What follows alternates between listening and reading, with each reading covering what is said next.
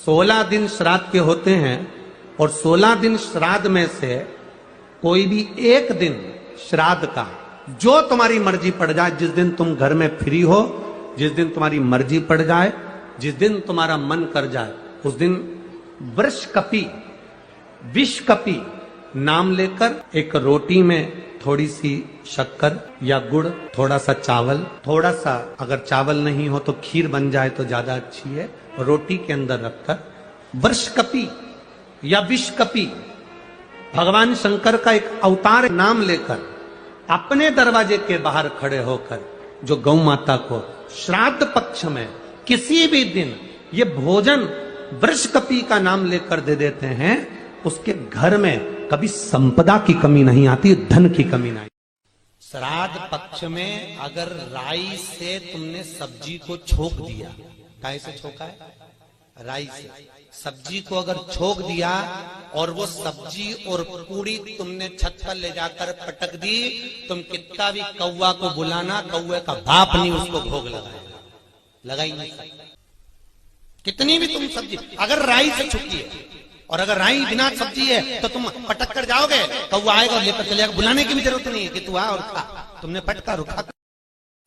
ब्राह्मण के भोजन में श्राद्ध पक्ष में सबसे ज्यादा जरूरी है दूध की खीर, दूसरा तुरई या गिलकी का भोजन, या तो सब्जी बनाओ या भजिया बनाओ, कुछ भी बनाओ, तीसरा मांस की दाल का भोजन, उड़द की दाल का भोजन, उड़द की दाल का या तो दही बड़ा बना लो, इमरती बना लो, या फिर बड़ा बना लो या पकोड़ा बना लो, पर उसका भोजन होना जरूरी है। 3 भाग दूध का भोजन आहूतों के हिस्से में चले जाता है, गिलकी और तुरई का भोजन पितरों के हिस्से में चले। जिसके घर में पितृदोष प्रबल होता है तो उसके घर के जहां पानी का मटका रखा है, पितृदोष मालूम है ना? पितृदोष का लक्षण क्या होता है? 1 रुपए कमाओ, 1.25 रुपए खर्च हो, समझ लेना पितृदोष है। रात्रि को सो गए तुम, बड़े नींद आ गई तुमको, बहुत प्रेम से सो गए, सोने के 1.5 घंटे या 2 घंटे बाद तुम्हारी नींद खुल जाए और कम से कम आधे घंटे तक तुमको भूख लग रही हो, समझ लेना पितृदोष। पितृदोष का कुछ वर्णन किया गया है। घर में एक पात्र के चक्कर में, एक बेडशीट के चक्कर में, एक सामान के चक्कर में विवाद हो रहा है तो समझ लो पितृदोष है। 1 रुपया कमाया, 1.25 खर्च हो रहा है, पितृदोष है। घर में एक बीमार, दूसरा फिर बीमार हो गया, तीसरा फिर बीमार हो गया, एक ठीक हुआ, एक बीमार हुआ, पितृदोष है। पितृदोष का भाव तो उसके लिए करना क्या है? शिव महापुराण की कथा कहती है, दुर्वा 21 दुर्वा की गांठ बनाकर, 7 गांठ 21 दुर्वा की बनाकर, जो अपने पितरों का मटका मतलब परिंदा, हंडा जो भी पानी का भरते हो, उसके नजदीक में मात्र एक कटोरी में चावल रखकर उसमें अगर दुर्वा रख देता है तो मात्र 5 या 7 दिन में पितृदोष समाप्त होना प्रारंभ हो जाता है। उसके घर में लक्ष्मी की वृद्धि होने लगती है, सुख शांति अपने आप आने लगती है, उसका क्लेश समाप्त हो जाता है। 3 सफेद फूल, 3 चावल के दाने एक कटोरी में अपने दरवाजे के नजदीक में अंदर की ओर उसको रखो।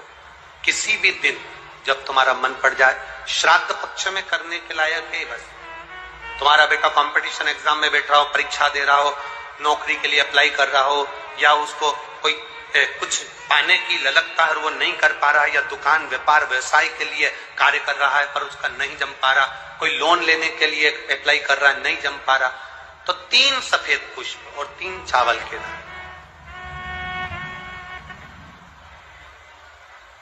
पितरों की 3 बेटियां मैना, धन्या और कला, नाम बोलिए फिर से, मैना, धन्या और कला, पितरों की 3 बेटियां।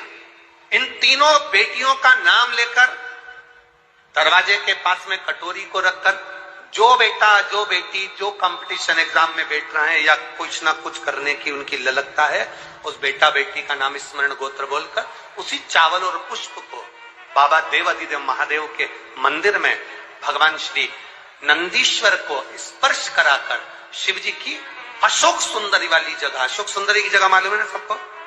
अशोक सुंदरी का स्थान, अशोक सुंदरी वाली जगह पर उसको समर्पित कर दो।